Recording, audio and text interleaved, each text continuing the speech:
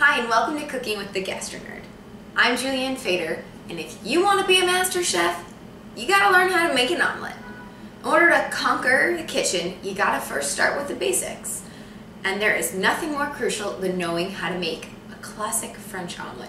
In fact, it is the test that kitchens across the world, restaurant kitchens, use for cooks to see their true abilities.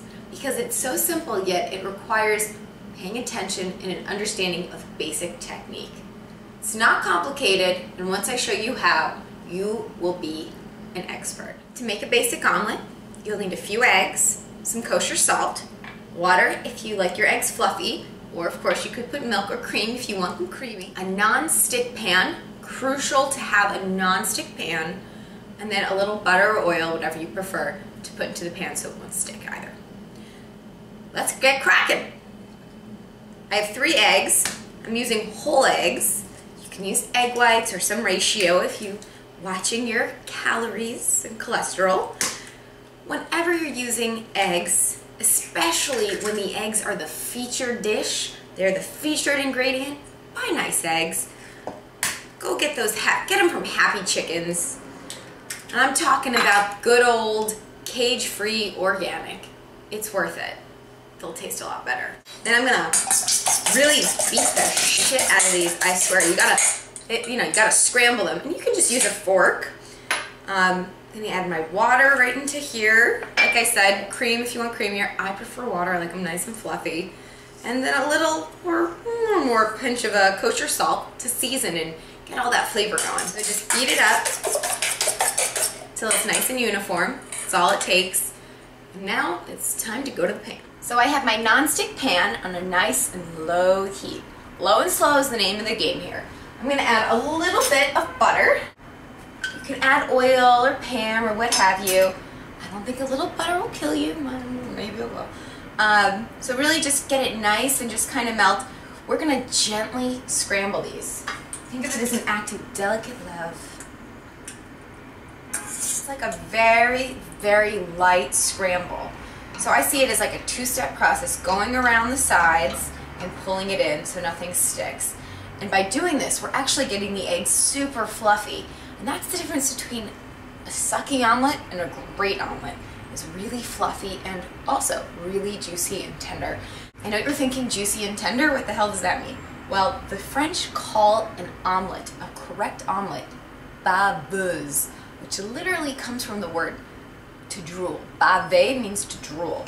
That's what you use for the same word they use for babies, bave, and that's what they use for omelets. So the test of a really great omelet is that it's baveuse. So when you cut into it, all this wonderful liquid, it literally just, the egg just drools right out of it. And you're gonna see it's gonna be perfectly baveuse. I didn't grow up eating many omelets, but I certainly grew up hearing about omelets.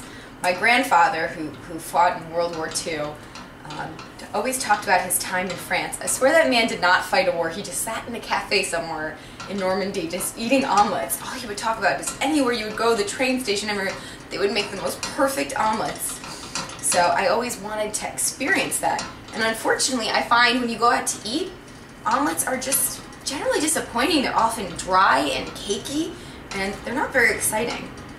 So it wasn't until I mastered the basic omelet that I rediscovered my love for them, and I finally got what my grandpa was talking about. The eggs are just coming together now. As you can see, it basically looks like scrambled eggs, but it's nice and gentle. So right about here, I'm going to spread the egg kind of around the pan, just kind of flatten it out a bit. Remember, it's going to resemble an omelet after all.